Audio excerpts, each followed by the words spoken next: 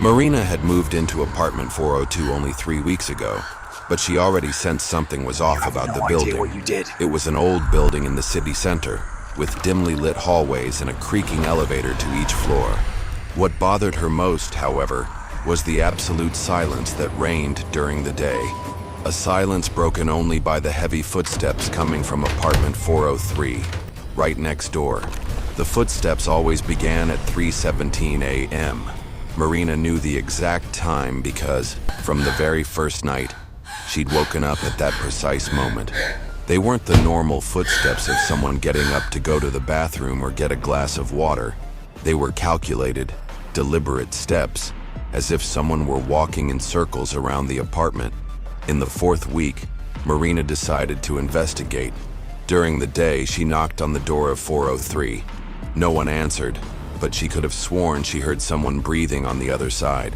At night, she pressed her ear to the wall dividing the apartments. The footsteps were even clearer, definitely someone walking in circles, always at the same pace, always in the same direction. Maybe he's an old man with insomnia, he thought, trying to calm himself down. But on Thursday, something changed. The footsteps stopped right in front of the wall that led to her room. Marina could feel a presence on the other side, as if someone were leaning against the wall, listening. Her heart raced when she realized she could hear heavy, almost panting breathing. She decided to speak to the building manager the next day. Mr. Roberto, a man in his 60s, greeted her with a strange expression when she mentioned apartment 403. Apartment 403? But ma'am, that apartment has been empty for over 2 years. The last tenant, well, tragedy struck. Marina felt a chill run down her spine. What kind of tragedy? A man named Eduardo. He developed a strange obsession in the last few months before the incident. He would spend the entire night pacing around the apartment, always in the same circular pattern. The neighbors would complain about the noise. He would say he was watching, that he had to keep watch. We never found out what exactly, and what happened to him. Mr. Roberto hesitated. He was found dead in his apartment. Apparently, he had spent days walking non-stop, without eating, without sleeping.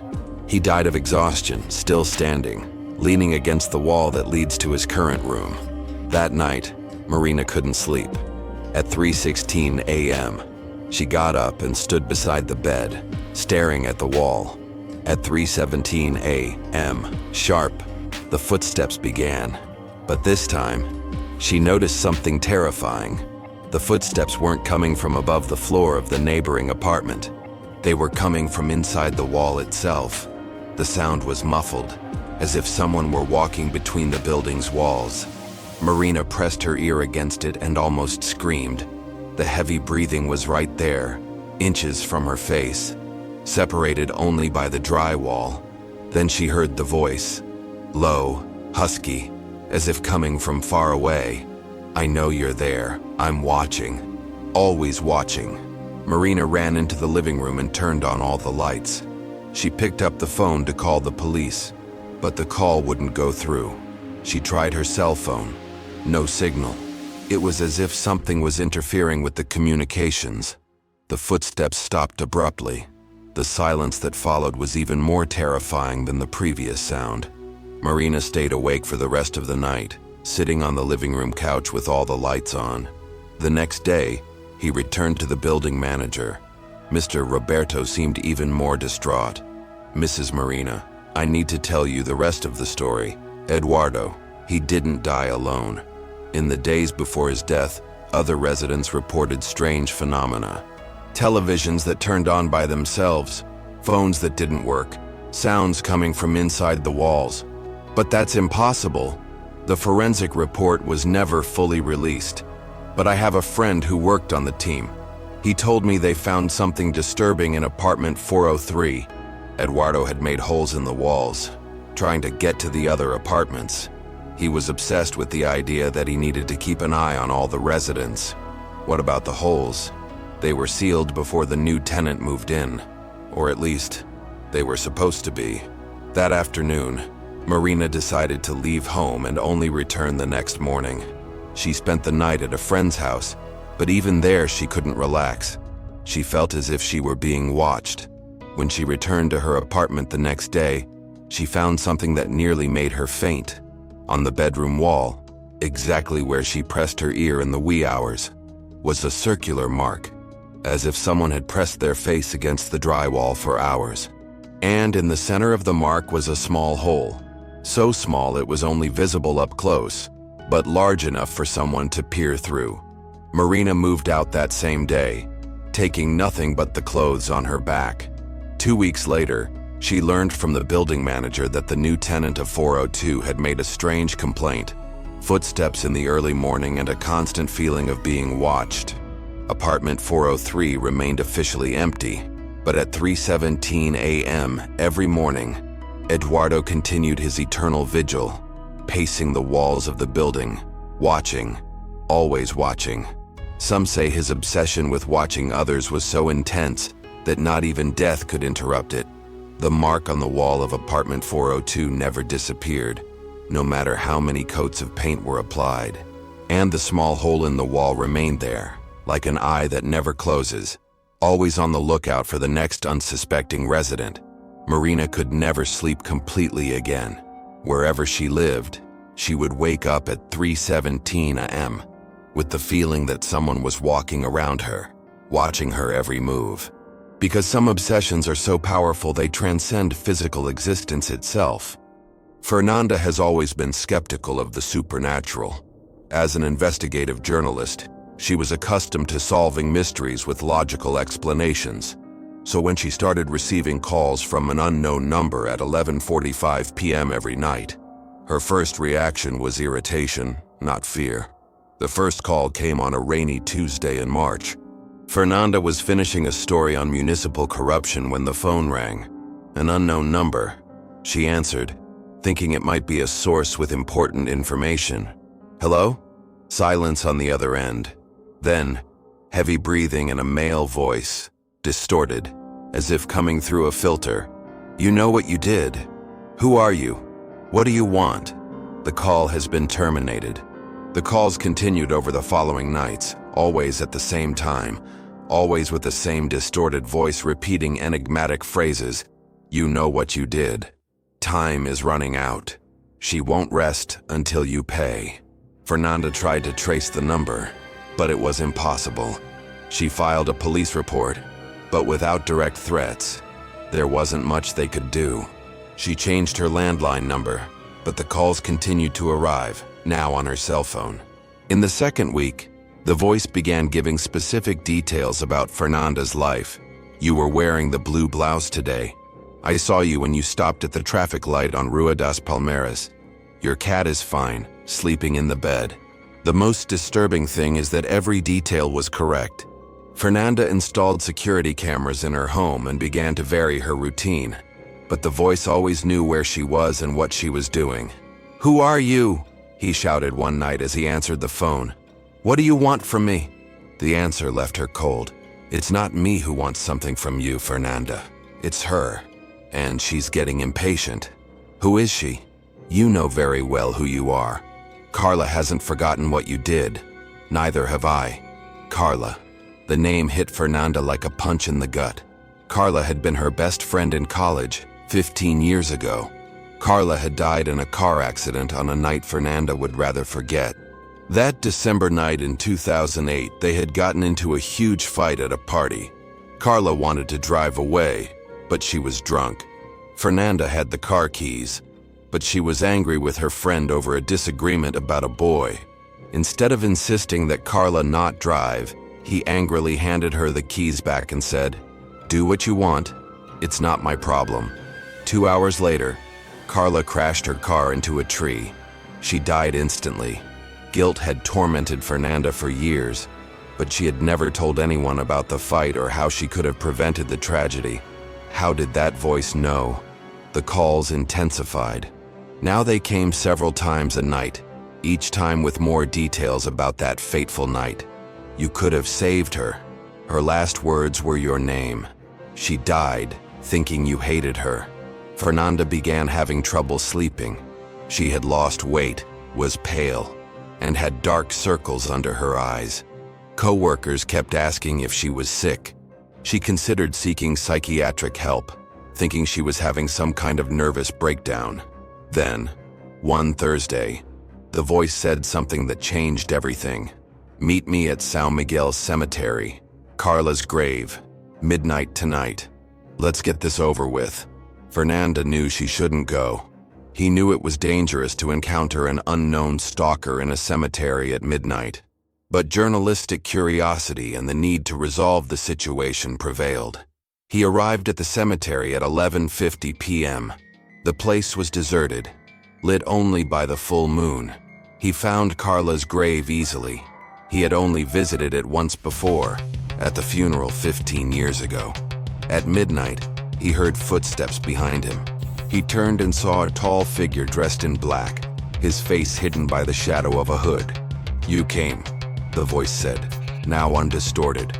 It was a familiar male voice, but Fernanda couldn't place it. "Who are you? How do you know about Carla and that night?" The figure approached slowly. "I was there, Fernanda. I saw everything." "Your fight," you angrily handing back the keys, Carla crying as she drove off. "Impossible. There was no one else there." "Yes, there was. I've been in love with her for years. I followed you to the party, waiting for a chance to talk to her. I saw you fight. I saw her get in her car and drive away, crying." The figure lowered its hood. It was Ricardo, a college classmate who had secretly been in love with Carla. Fernanda barely recognized him. He was thinner, with gray hair, sunken eyes, and a look of hatred that frightened her. "I could have stopped her from driving," Ricardo continued, "but I thought you, being her best friend, would do that. I waited for you to run after her, take the keys, convince her to stay. But you didn't. You let her drive away drunk and crying. Ricardo, I followed her. I saw the accident happen. I could have prevented it if I had taken action earlier. But I trusted you. You killed her, Fernanda. Your negligence killed her." Ricardo then revealed that he had spent years planning his revenge. He learned about Fernanda's guilt through a former mutual colleague. He spent months studying her routine, discovering her habits, and preparing the perfect moment to torment her. "The calls were just the beginning," he said, pulling something from his jacket. "Now you're really going to pay for what you did." What Ricardo didn't expect was that Fernanda, during weeks of psychological terror, had also prepared herself. As an investigative journalist, she had contacts in the police and had installed an app that automatically recorded all incoming calls. She had also placed a GPS tracker on her own phone and warned a police officer friend about the encounter at the cemetery. When Ricardo came at her with a knife, Fernanda ran between the graves, screaming for help. The police, who were positioned at the cemetery entrance arrived in time to prevent a greater tragedy. Ricardo was arrested for stalking, threats, and attempted murder. During interrogation, he revealed he had developed an unhealthy obsession with both Carla and the idea of avenging her death. He had spent 15 years harboring hatred and plotting the perfect revenge. Fernanda finally sought psychological help to deal with the guilt she'd been carrying since her friend's death. She realized that, although she'd made a terrible mistake that night, she wasn't entirely responsible for Carla's choices. The calls have stopped, but Fernanda still wakes up at 11:45 p.m. every night, not because of phantom calls, but because she's learned that some past mistakes never completely leave us, and that other people's obsession with our mistakes can be more dangerous than our own guilt. Ricardo's case showed that sometimes the dead don't come back to haunt us. It's the living, consumed by grief and a thirst for revenge, who become the true ghosts that haunt us. When Daniel inherited his great-grandmother Esperanza's house, he knew he had a lot of work ahead of him. The 3-story Victorian house had been closed for 10 years, since the matriarch's death at age 94. The property was in good structural condition but needed a thorough cleaning and renovation. Daniel, an architect, saw potential in the historic property. He decided to live there while renovating, starting with the lower floors and saving the attic for last. His great-grandmother had always kept the attic locked, and Daniel had found the key in an old jewelry box. For the first month, Daniel focused on the kitchen and living room. The house was too quiet for his liking, but he attributed that to being alone in a large property. Sometimes he heard noises from above, creaks, as if someone were walking in the attic, but he assumed it was just the old wood settling. It was in the second month that Daniel decided to explore the attic. He climbed the narrow stairs with a powerful flashlight and was surprised by what he found. The attic was larger than he had imagined and filled with antique objects, trunks, photographs, furniture covered in white sheets. In the center of the room, immediately catching the eye, stood a massive mirror, almost 2 meters tall, with an ornate, darkened bronze frame. The mirror was covered by a sheet, but part of the frame was visible. Daniel pulled back the sheet and was struck by its beauty.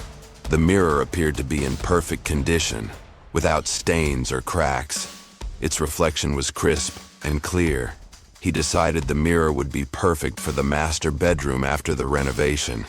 That night, while working on architectural plans at the kitchen table, Daniel had the strange sensation of being watched. He looked around, but he was alone. The feeling persisted, a nagging mental itch, as if invisible eyes were tracking his every move. Over the next few days, Daniel began to notice small changes in the mirror. Sometimes, when he passed the attic door, he thought he saw movement in the reflection, as if someone were moving behind him. But when he turned around, no one was there. One night, he decided to investigate. He climbed into the attic with a camera, determined to document any strange phenomena. He positioned himself in front of the mirror and began filming.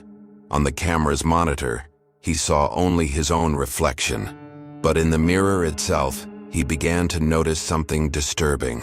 His reflex was slightly delayed.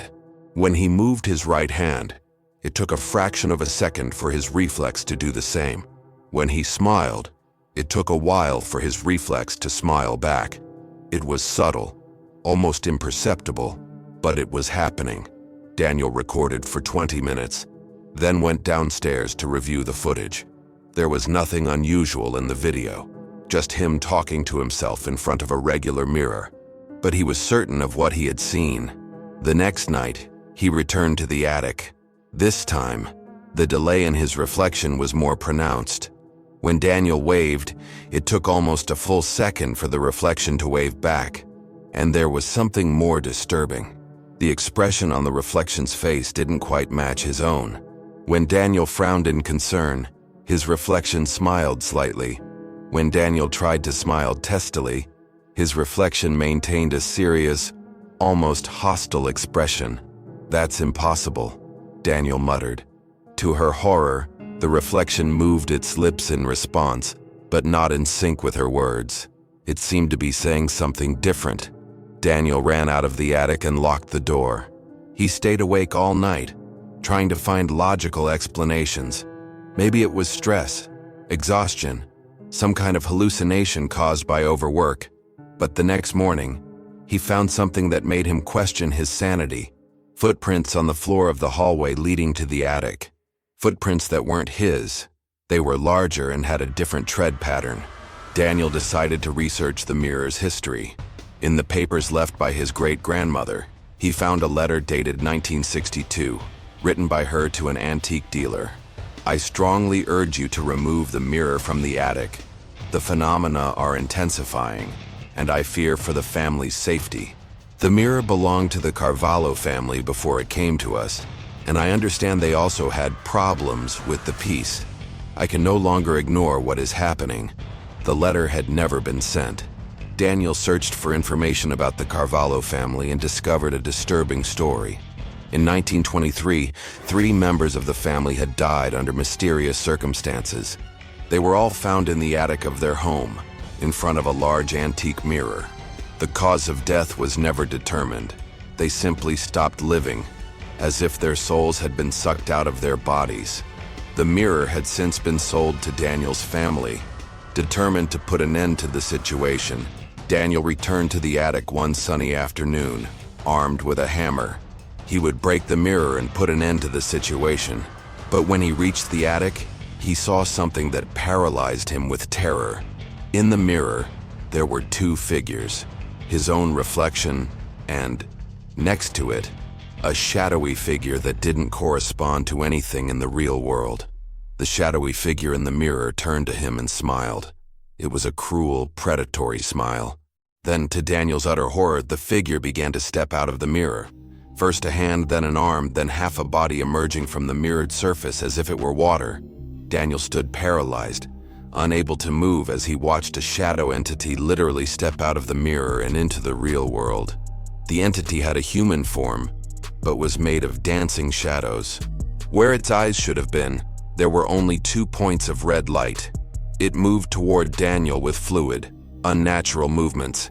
Finally, the entity said in a voice that seemed to come from far away, "Someone spent enough time in front of the mirror to give me enough strength to leave." Daniel tried to run, but found he couldn't move. His feet felt stuck to the ground. The entity approached until it was inches away. "Every person who looks into the mirror gives me a little bit of life energy," the creature explained. "Your great-grandmother was very clever to cover the mirror and avoid looking at it. But you looked so much, spent so much time here, that you gave me enough strength." The entity touched Daniel's face with icy fingers. Daniel felt his life force draining, as if his very essence were being sucked out of his body. "Now you will stand in my place, in the mirror, and I will take your life, your identity, your world." Daniel felt his consciousness fading. The last thing he saw was his own image being pulled into the mirror as the dark entity took physical form. A week later, concerned neighbors called the police when Daniel hadn't been seen for days. They found the house empty, with no signs of a struggle or violence. Daniel had simply disappeared. The mirror in the attic has been covered again with a sheet. But sometimes, when the light hits it from a certain angle, you can see a human figure moving desperately within the reflection, slapping its hands against the mirror's inner surface, trying to get out. The entity now lives Daniel's life, using his identity, his knowledge, his appearance, but it needs to regularly feed on vital energy. Therefore, it constantly seeks to entice others to look in the mirror, to give it the strength it needs to maintain the charade. Some say Daniel is still trapped in the mirror, and that he can be heard screaming on full moon nights, begging for someone to break the mirror and free his soul. But the entity is cunning. It always covers the mirror before anyone can discover the truth. The mirror remains in the attic, patiently waiting for the next victim curious enough to remove the sheet and look inside. Because some reflections show not who we are, but who or what wants to take our place in the world. Lucas has always been fascinated by abandoned places.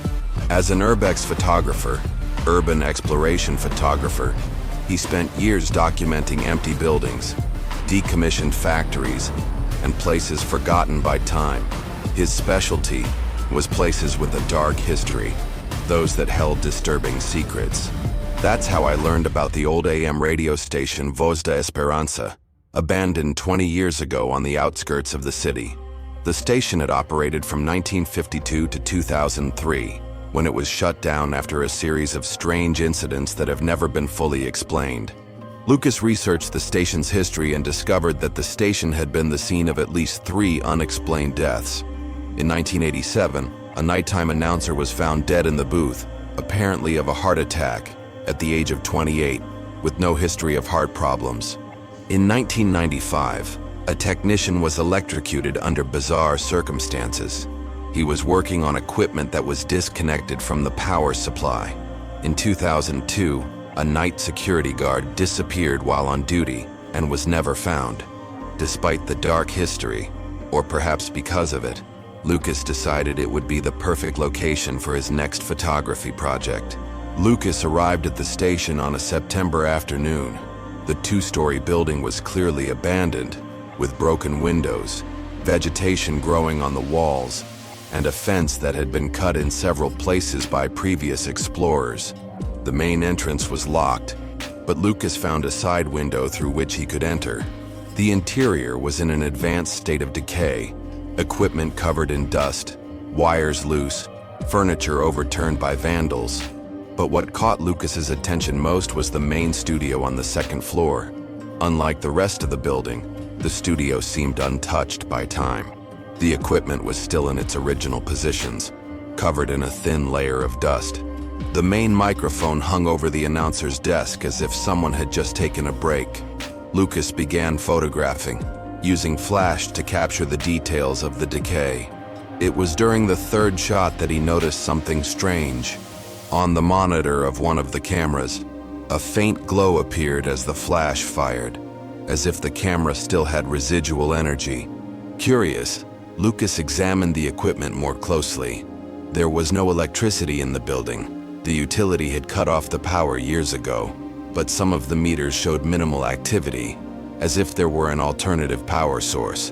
While fiddling with the old controls, Lucas accidentally turned on a transmitter. To his surprise, the equipment worked, emitting a low hum through the studio speakers. It was then that he heard the voice. It was faint, distorted by static, but definitely a human voice. "Anyone there? Help!" Lucas froze. The voice came from the speakers, but there was no one transmitting. He checked the controls. The transmitter was picking up only static from empty frequencies. "Hello?" Lucas spoke into the microphone, feeling ridiculous talking to abandoned equipment. The answer came immediately. "Can you hear me? I've been stuck here for so long." The voice was masculine, desperate, with an accent Lucas couldn't place. It seemed to come from far away, piercing through layers of interference. "Who are you? Where are you?" Lucas asked. "My name is Roberto. I was an announcer here. Something terrible happened. I need to warn you about the transmitter." Roberto. Lucas remembered reading that name while researching the station. Roberto Mendez had been the announcer found dead in the booth in 1987. "Roberto, you died over 30 years ago," Lucas said, thinking he was going crazy talking to an auditory hallucination. The answer left him cold. "I didn't die. I was arrested. The transmitter. It captures more than radio waves. It captures souls." Lucas looked around the studio with new eyes. The equipment, which had previously seemed merely old and abandoned, now had a sinister aura. The flashing red lights on the transmitters looked like evil eyes. "Be careful with the main transmitter," Roberto's voice continued, now clearer. "It doesn't transmit to the outside world. It transmits to another dimension, and sometimes things there respond, as if responding to a command." The main transmitter, a massive piece of equipment in the center of the studio, began to emit a pulsing light. Lucas hadn't touched any controls, but the equipment was clearly active. "Get out of here now," Roberto shouted through the static. "They know you're here. Who knows? Who are they?" But Roberto's voice was lost in a cacophony of noise. Lucas heard other voices mixed in with the static, dozens of them, all speaking at once, creating a desperate, incomprehensible chorus. Then, through the sonic chaos, a different voice emerged. It was deep, guttural, definitely not human. New announcer. Finally. "We need a new voice." Lucas tried to turn off the equipment, but the controls wouldn't respond. The light on the main transmitter grew brighter, and Lucas began to feel a strange, dizzy sensation. It was as if his life force was being drained. "Don't let them catch you," Roberto shouted. "The transmitter feeds on human voices. That's why we're still stuck here." Lucas understood the horror of the situation. The station hadn't been shut down because of financial problems. It had been shut down because the main transmitter had developed some kind of consciousness of its own, capturing the souls of the people who worked there and keeping them trapped in a parallel dimension. The inhuman voice grew stronger. "Your voice will be perfect. It will convey our message to the world of the living." Lucas ran toward the stairs, but discovered that the studio door had locked itself. He tried to force it open, but it was useless. The main transmitter now shone like a beacon, emitting pulses of energy that made Lucas feel increasingly weak. The voices trapped in the static grew more desperate. "Help us. We want to get out. There are so many of us here." Lucas realized it wasn't just Roberto and two others. There were dozens of voices, maybe hundreds, all trapped in the transmitter. The transmitter was built over an ancient cemetery, Roberto explained, his voice cut off by the interference. The electromagnetic waves awakened something that should have remained asleep. Now it uses our station to communicate with the world. Lucas tried to break a window, but the glass seemed indestructible. He was trapped in the studio with equipment that had seemingly taken on a life of its own and wanted to capture his soul. The inhuman voice began speaking through the main microphone. "Now broadcasting on frequency 1340 AM. This is the voice of hope, bringing messages from beyond." Lucas realized the entity was using the station to broadcast messages to the outside world, perhaps influencing people who tuned into the abandoned frequency. How many people had heard these phantom transmissions? How many had been affected? Desperate, Lucas fiddled with every control he could find, trying to overload the system. He pulled wires, kicked equipment, and did everything he could to interrupt the transmission. It was then that he found a main switch hidden behind a panel. A yellowed sign next to it read, "Emergency, use only in extreme event." "Don't do this," Roberto shouted. "If you turn off the transmitter completely, you will release all the entities at once. They will invade the physical world." Lucas hesitated. If he left the transmitter on, he'd be captured like the others. If he turned it off, he'd release dozens of malevolent entities into the real world. There was no good option. The inhuman voice sensed what he was thinking. "Choose wisely. New speaker. Join us voluntarily or force us to take more drastic measures." The transmitter's glow intensified even further. Lucas felt his legs grow weak, his vision blurring. He knew he had only seconds before he would pass out and be completely absorbed by the device. In a desperate decision, Lucas pulled the emergency switch and, at the same time, grabbed his camera and began photographing the transmitter with the flash at full blast. The intense light from the flash, combined with the sudden shutdown of the equipment, overloaded the system. The main transmitter exploded in a shower of sparks and smoke. The lights went out, the humming stopped, and a deathly silence fell over the studio. Lucas woke up 3 hours later on the studio floor. The door was open. The equipment was dead and silent. There were no more voices, no more flashing lights. Just the silence of a truly abandoned building. He ran away and never returned to the place. 2 weeks later, Lucas learned that the old station had caught fire one morning. The fire was so intense that it completely destroyed the building. The cause was never determined. There had been no electricity at the site for years, but Lucas knew the truth. By overloading the transmitter, he had broken the barrier that kept the entities trapped. They hadn't invaded the physical world as Roberto had feared.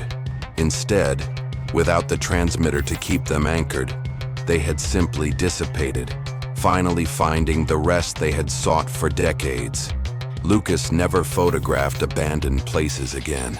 He developed a deep aversion to radio equipment and always changes the station when he finds static on the dial, because he learned that some frequencies capture more than music and news. They capture echoes of lost souls, still trying to communicate with the world of the living.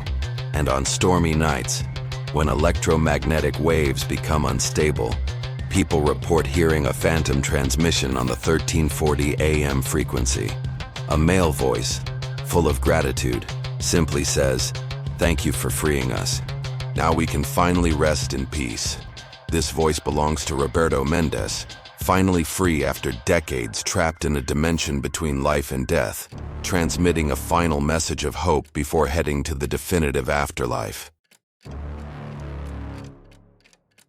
Amanda worked as a financial consultant at the Empire Business Building, a 40-story skyscraper in the city's financial district.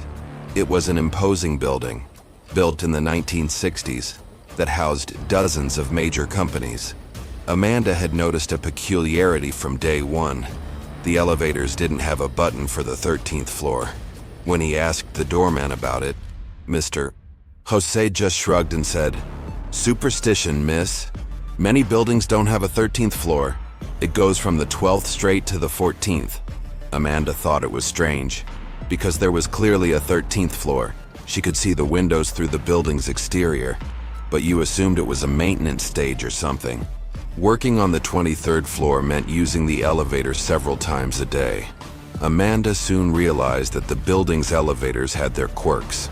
Sometimes they took longer than usual to arrive. Sometimes they stopped on random floors without anyone pressing the button. It was a rainy Thursday in October when things started to get strange. Amanda was returning from lunch when she stepped into elevator A, one of the building's 4 elevators. She pressed the button for the 23rd floor and waited. The elevator ascended normally to the 12th floor, then stopped. The doors didn't open, but the display showed something impossible. 13. Amanda glanced at the button panel. There was no button for the 13th floor, but the display clearly showed they were on the 13th. The doors opened with a metallic clang. On the other side was a hallway Amanda had never seen before. It was narrower than the hallways on other floors, dimly lit by fluorescent lights that flickered irregularly.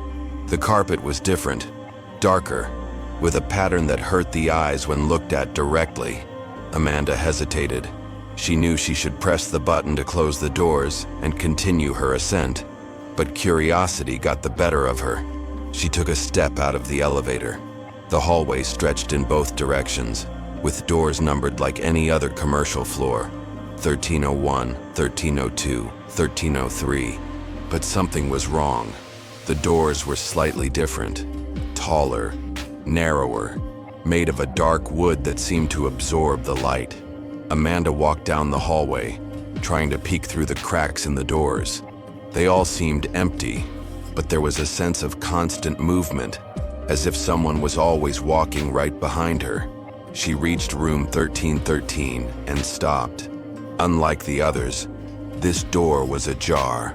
Through it, Amanda could see part of a seemingly normal office, desk, chairs, filing cabinets. He pushed the door open and entered. The office was exactly like hers on the 23rd floor.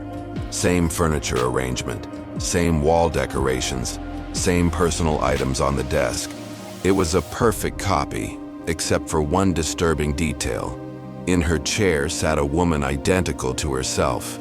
The other Amanda looked up and smiled. "You're early today," she said in Amanda's voice, but with a slightly different intonation. "Who are you?"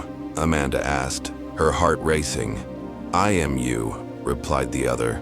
"Or rather, I am who you will become. Everyone who works in this building eventually discovers the 13th floor. This is where we stay afterward." "After what?" The other Amanda stood and approached. Up close, there were slight differences. Her eyes were slightly duller. Her skin had a cadaverous pallor. Her movements were a little too stiff. "After we accept that we're never leaving this building," he replied. "You haven't realized it yet, have you? How long have you worked here, Amanda?" Amanda thought. 6 months. "And do you remember your first day? Do you remember how you got here? Do you remember signing an employment contract?" When Amanda tried to remember, she realized her memories were vague. She remembered working in the building, her daily routine, but she couldn't recall specific details about how she got the job or when she started. "The building collects us," explained the other Amanda. "People who are lost, directionless, stuck in empty routines. It draws us in, and then we never leave. This is ridiculous. I can leave whenever I want." The other Amanda smiled sadly. "Try to remember the last time you went home. Really, remember your apartment, your family, your friends." Amanda tried, but the memories were like a fog.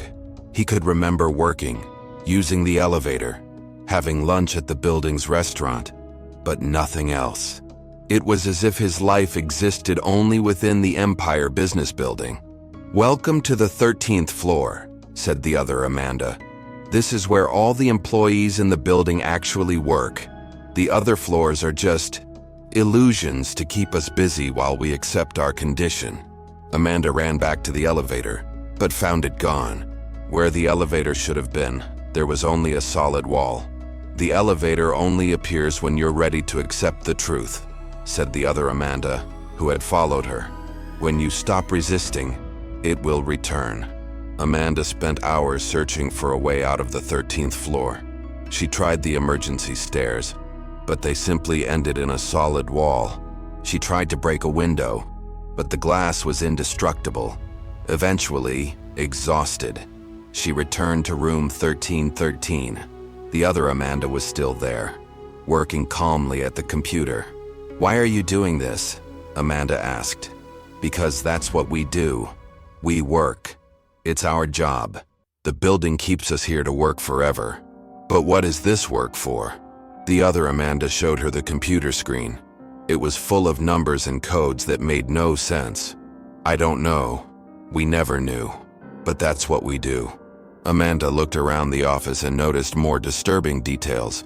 There were no clocks, no calendars, no windows showing the time of day. It was a timeless, eternal environment. "How long have you been here?" he asked. "Time doesn't exist here. It could have been a week or it could have been a decade. It makes no difference." Amanda felt panic rising. She was trapped on an impossible floor, in a building that apparently collected people and kept them working forever. And her future self suggested she would eventually accept this condition and stop fighting. It was then that he heard a familiar sound, the ding of the elevator arriving. He ran into the hallway and saw the doors opening. But this time, there was someone inside the elevator, a man in a suit she recognized as one of the executives on the 35th floor. "Oh, new here?" he asked when Amanda entered. "Are you stuck too?" The man laughed. "Trapped? I chose to stay. Out there, it's chaotic, unpredictable. Here, we have routine, stability, purpose. Why would I want to leave?" Amanda noticed that the man had the same dull look as the other Amanda. He had completely accepted his condition. The elevator began to ascend, passing through the normal floors. Amanda saw the numbers on the display, 14, 15, 16.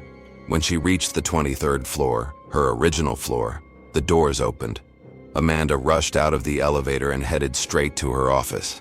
Everything seemed normal, but now she had a different perspective. She looked out the window and tried to see the street below, but her vision was blurry, as if she were looking through water. He tried to call someone, anyone, but his phone had no signal. He tried to access the internet, but couldn't connect to the outside world. He spent the rest of the day trying to find a way out of the building. He went down to the ground floor, but when he tried to walk through the main door, he hit an invisible barrier. It was as if a force field were blocking his exit. The doorman, Mr. Jose, watched her compassionately. "Everyone tries to leave at first," and he said, "but soon they realize there's no better place to be." Amanda noticed that Mr. Jose also had that dull, empty look. He returned to his floor and found his co-workers working normally. But now he noticed they all had the same blank expression, the same resigned acceptance. How many of them had already discovered the 13th floor? How many had already accepted that they would never leave the building? That night, if it was truly night, Amanda lay on the couch in his office. He couldn't remember having a home to return to. The next morning, she woke up and went to work as usual. But throughout the day, she was tempted to press the elevator button and wait for it to stop on the 13th floor again. Part of her wanted to see the other Amanda, wanted to accept the truth she had discovered. He resisted for a week, but with each passing day, the temptation grew stronger. The idea of accepting his condition and stopping fighting began to seem relaxing. At the end of the second week, Amanda finally gave in. She got in the elevator and waited for it to stop on the 13th floor. When the doors opened, she walked calmly down the hall to room 1313. The other Amanda was there, waiting. "Ready to start real work?" he asked. Amanda nodded and sat down at the second desk in the office. He turned on the computer and began typing meaningless numbers, codes that meant nothing, reports no one would ever read. And for the first time in weeks, he felt at peace. The Empire Business Building continues to operate normally. New employees arrive regularly, attracted by job offers they can't remember seeing or accepting. Most take a few months to discover the 13th floor. Some resist for a while, but all eventually accept their new reality. Because sometimes the most efficient prison has no bars or walls. Sometimes it's just meaningless work that offers us the illusion of purpose. A routine so hypnotic that we forget there's a world out there waiting to be experienced. And on the 13th floor, which doesn't officially exist, dozens of future versions of the employees work forever, patiently waiting for their present versions to finally agree to join them in the endless grind. The stories you've just heard are just the beginning, a mere glimpse into the shadows that haunt our everyday world. In the dark corners of reality, where reason fails and the impossible becomes tangible, there are even more disturbing tales waiting to be uncovered.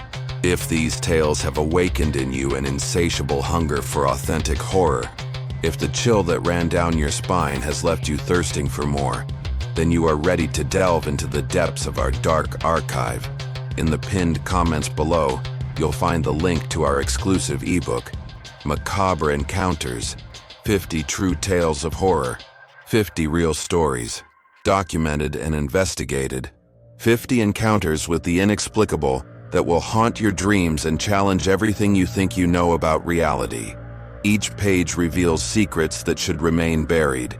Each story is a portal to dimensions where nightmares become lived reality. But be careful. Once you cross that line, once you allow these dark truths to enter your mind, there is no returning to comforting ignorance. Some doors, once opened, never completely close again. The link is there, waiting, beating like a heart in the darkness. The choice is yours. But remember, once you see the true face of terror, the world will never be the same again. Download the ebook in the pinned comments if you dare.